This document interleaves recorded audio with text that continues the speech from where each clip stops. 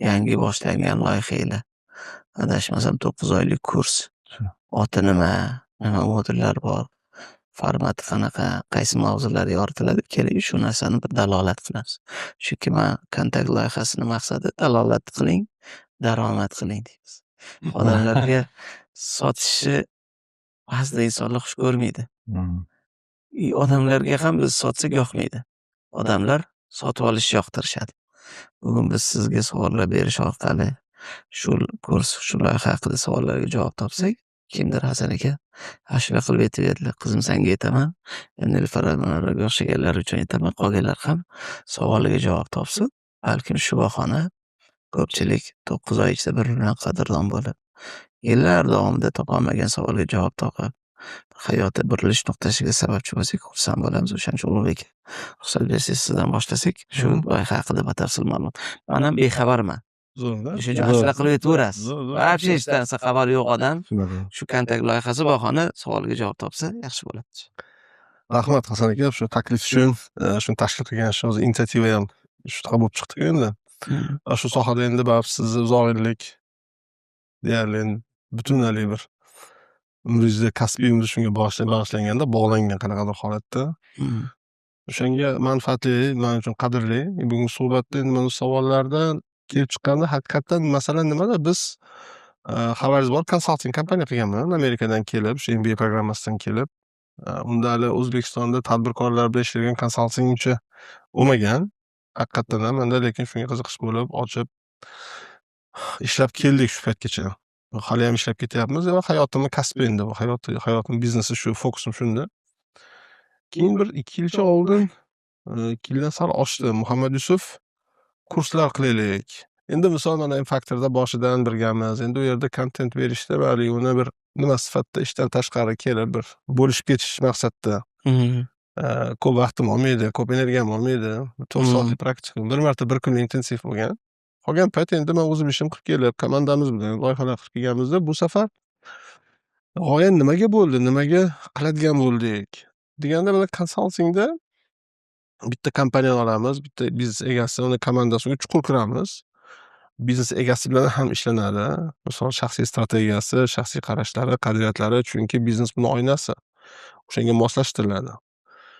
Lekin bu formatda bunday olib qarasangiz vaqt chegaralangan-ku, masalan, kuningizga 24 soat vaqtingiz bor hammamizda, ortiq, kam vaqt yo'q. Resurs cheklangan. Resurs cheklangan. O'sha nuqtai nazardan keyin bir guruh holatda qanaqa manfaat bo'lishi mumkin deb o'yladik.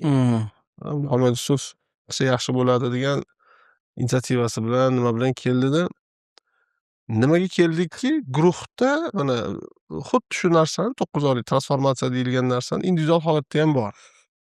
Individual holatda fokus bilan kiritilganda bitta narsaki, uni cheki bor o'ziga yarasha. Birinchidan shu 20 kishigacha degan guruhda bu nisbatan tarqaladi. Fokus bilan beriladi nimaga?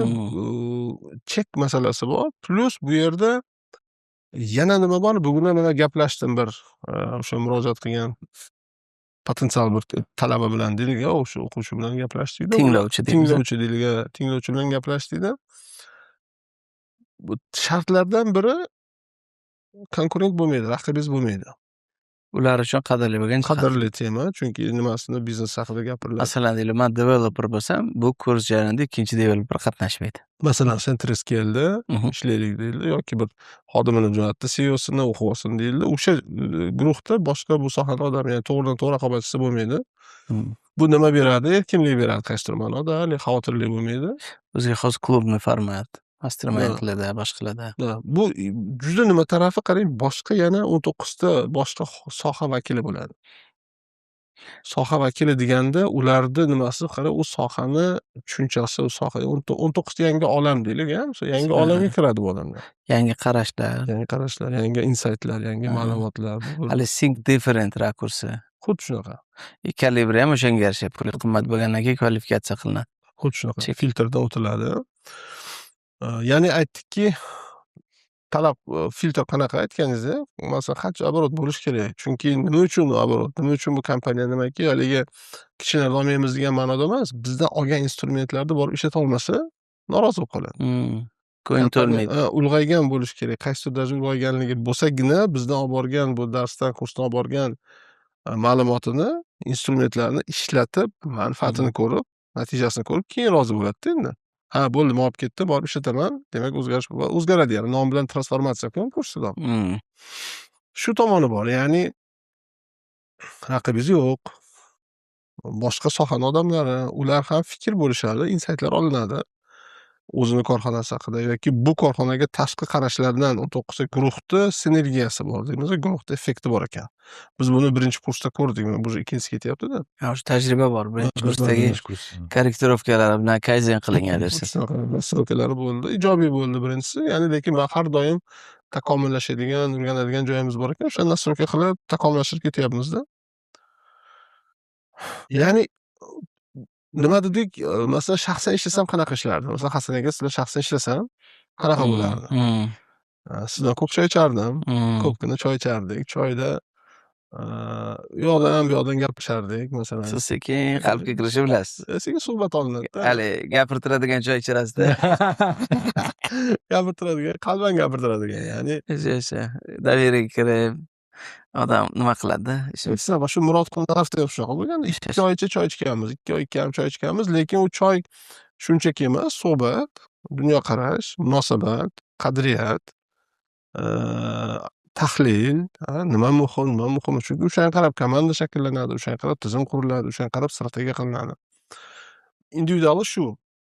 Endi aytilganda chegaralanganligi uchun bu yerda guruh, endi guruh bilan xuddi shu narsa ekan. Shu narsani nimasini qildik, rejasini. Faqat endi biz uchun, men uchun bitta shaxs emas, bitta guruh bo'lyapti. Lekin format o'sha. Ya'ni ichki olamga kirish, shaxsiy qarashlar, hayotiy maqsadlar va buni biznesga bo'lgan munosabati, biznesda bu hayotiy maqsaddagi nimani o'rni, ichidagi o'rni, nima bu o'zi, biznes nima biz uchun degan paradigma savollari-da endi. Munosabat chuqur savollarki, nima o'zi bu? Deb sekin ichib gaplashib o'tiladi. Individual olsangiz bu holat, lekin individual holatda nima bor? Birga bir bor, lekin tashqi insaytlar yo'q. Qolgan 19 kishining insayti yo'q endi bu yerda. U juda muhim ekan mana shu narsa. Ochib yuborar ekan odamni. Qolganlarda fikri, qolganlarda endi shaxsiy masalalaringizga emas-ku. Men biznesimdek qilaman, meni shaxsiyimda yondashuvim bunday deganda ba'zi ichidan ayta olmagan narsalaringizda yoki hayolingizga kelmagan, o'sha payt e'tibor bermagan narsalaringizni ular aytar ekan. Keyin yana bitta narsa qildikki, o'sha 2 kishini bir-biriga bog'lab qo'ydik, para-para qilib, juft-juft qilib, ular vazifa bajarishda, boshqada ham bir-biri bilan ishlashdi. Xuddi partadosh bo'lardik-ku maktabda. Bitta parta o'tiradigan. O'shalarni bir-biri bilan ishlatib, bundan ham sinergiya oldik. Oyda bitta mavzu beriladi.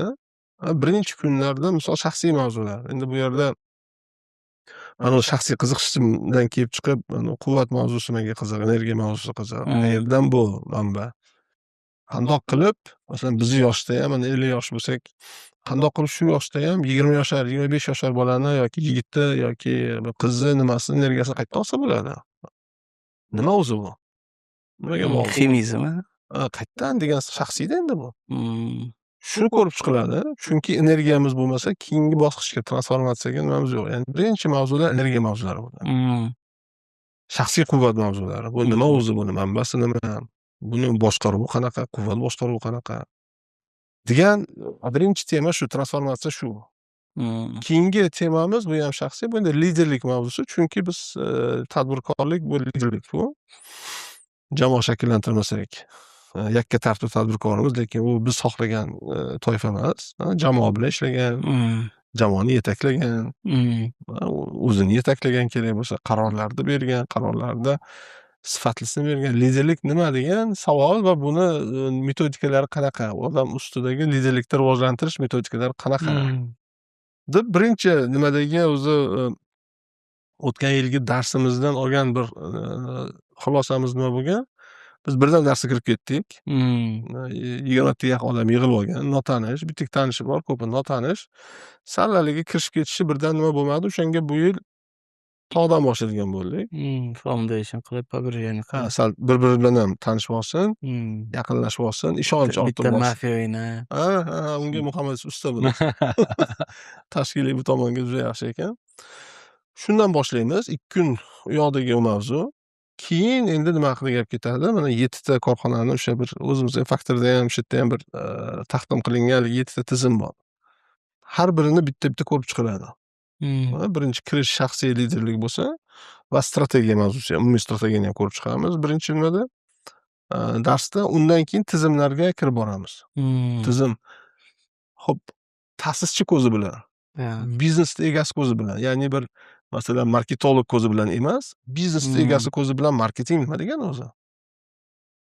Siz ertaga borib, misol biznes egasi borib banner pechat qilmaysiz-ku, masalan, yoki bilmadim, kimlar bilan nimadir dizayn qilib o'tirmaysiz. qilib o'tirmaysiz. Lekin marketing degan nima degani o'zi? Xo'p, marketingni qanday boshqarish kerak biznes egasi? Qanday quriladi bu narsa? Marketing xodimlariga qanday topshiriqlar berishim kerak? Qanday qilib ularni ishini bajarayotganligini bilishim kerak? Degan tushunchaga o'xshatib, ya'ni har bitta yo'nalish marketing bo'lsin, xodim boshqaruv HR, ya'ni moliya bo'lsin, sotuv bo'lsin, operatsion boshqaruv bo'lsin. Bularni mana shu yo'nalishlarda o'zi qanaqa ishlash kerak? Biznes ustidan qaraganda, biznes egasini ko'zi bilan qaraganda qanaqa bo'lishi kerak va buni qanday nazorat qilish kerak? Bu tizimni asoslari nimada? Endi hamma korxonalar o'ziniki bo'ladi. Lekin tizim qoidalari bor-da. O'sha qanaqa ishlash kerak edi? Birinchi haligi kun, keyin 7 ta funksional deyilgan darslar. Buni har bitta darsdan keyin 2 haftadan keyin yarim kunlik onlaynimiz borki, qalay bo'ldi? Nima tadbiq qildilaring? Nima o'zi bu? Ya'ni buni bitta yig'ib bir oyda o'tkazib olsak bo'ladi, lekin 9 oylik qildikki, bitta mavzuni berdik. Tadbiq qilinglar. Mana yonlaringda juftliklaring bor. Onlayn сопровождение boradi. Offlayndan tashqari. Offlayndan tashqari anaqa bo'ladi. Ya'ni onlayn darslarni tekshirib oladi. 2 haftada bir onlayn bitta nimamiz bor. Yarim kunlik. Undan tashqari trekerlarimiz bor. Vazifa bo'yicha savol-javob bo'lsa va individual suhbatimiz ham bor. O'sha metodologiya muhimda. Shunaqa. Metodologiya qo'yilgan. Individual suhbatda aynan guruhda aytolmagan gaplaringiz bo'lishi mumkin. Ataski baribir shu ichimda qoldi yoki savol bordi, guruhda oldin so'rolmadim. Uni kuratorlarga yetadimi yo sizga yetadi? Uni menga kelib nima bo'ladi? Oyda bir marta shunaqa har oy 1 soatlik shunaqa suhbatga demak, ommadan o'tirgan darsimdan tashqari, offlaynda yo onlaynda tashqari. Beka men oldida aytolmadim, men bitta yaram bor deb aytaman-da. Xuddi shunaqa imkoniyatingiz bo'ladi. Sherigim bilan chiqa olmayapman yoki biznesda anaqa muammolarim bor. Boshqalarning oldida. Hali nima deydi? Tuflim chiroylimi deydi. Ha, desa ishini qanaqa siqishini o'zim bilaman degan joy o'sha yerda. Delikatni joylar. O'sha delikatni. O'sha joyga 1 soatlik bemalol. Demak, ishton yechadigan joyga alohida kiradi. Bemalol o'sha. U kabinetimiz bor. Bu muhim. Usiz iloji yo'q ekan. Uni ham ko'rdinglar. Diagnoz to'g'ri bo'lsa, tavsiya nima yaxshi bo'ladi, retseptlar. Ya'ni bunda birinchidan 9 oy kichkina muddat bola tug'ilarkan. O'sha narsa bor. Ya'ni bir transformatsiyaga bir vaqt. Birdan kompresslanmagan. Bir oy muddatda berilyapti. Qanday bajardilaring? Amalga oshirdilaringmi? Nima qiyinchilik ro'y berdi? Nima o'xshadi, nima o'xshamadi? Bizdan nima yordam? O'zgarib olinglar, qilib olinglar deb mana shu 8-oydan keyin 9-oyda bulardagi demo dediğimiz yana shu toqqa murojaat chiqib ketib, shahardan ajralgan holatda bular qilgan ishlarini, mana shu jarayonda olgan ilmlarini qanday tatbiq qilishgan, nima o'xshadi, nima o'xshamadi va bu yoqqa nima qilishmoqchi. Kursdoshlar bo'lib qoladi, radnoylar bo'lib qolishi. Shunaqa. O'zi bir haftaga umraga borib kelsa ham umradoshlar 10 yildan beri choyxona qilib yuribdi. Bu 9 yil, 9 oylik. Bugungi modeldan keyingi modelgacha bir oy ichida sizda bu masalada qanaqadir bir-biri bilan choy ichib chiqsa ham, hamma rakursida bu savolga hammani munosabatini ko'ra olishga imkon bo'lar ekan. Zo'r. Davom ettiramiz. O'sha unda yana bitta bu yerdan klublar temasi bor-ku. Men misol bu temadan ham o'zim tortib yurganman. Nimaga deganda odamda kimdir ekstravert, kimdir introvert, misol kimdir tabiat ko'pchilik bilan nima bilan-ku, menda haligi individuallik, introvertlik bo'lganligi uchun nima qilmaganman. Ya'ni Muhammad Yusuf oldida aytib yurganda aytardim, Muhammad Yusuf, men endi pioner vajati bo'lib, otryadni oldinga solib olib, ketgan kiyib olib, tog'ma-tog' yoqib olib yuradigan nimam yo'q, qiziqishim yo'q u narsaga. Menga qanaqa nagruskadek bo'ladi. Diskomfort bo'ladi. Dirdim, lekin mana shu nimada masalan bu o'tgan guruhimizdan katta talab nimada bo'ldi, qiziqishlari nimada bo'ldi. Yakunida bitta baribir guruh qilib bizni oyma soprovождениеga olmasak bo'lmaydi degan narsa baribir shakllanib qoldi. Mentorlik dasturi. oyda bir yig'ilamizda. Unda oldingi o'zimiz ishlab kelgan oldingi loyihalarimizdagi bolalarni yig'ib kechlar razbor qilamiz. Bu yopiq klub bu. Sizga xos mastermindlar. Da, yopiq narsa edi.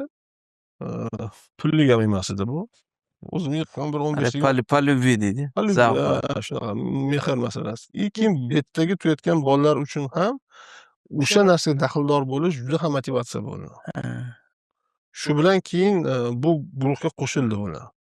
Bundan buyog'i mana kurslarimizda ham aytyapti, kim yaxshi topshirsa, uy vazifalarini qilsa, taqdimotlarda yaxshi o'tsa, o'sha guruhga qo'shaman degan motivatsiya ham bo'lyapti-da. Rayonlik yoki kun Agar munosabatlaring yetarli darajada jiddiy bo'lmasa, vazifalar bajarmasalaring, kirishib bermasalaring, transformatsiya bo'lolmasalaring, unda sizlarga bu nimada o'rin yo'q deb sal nima qilyapmiz-da.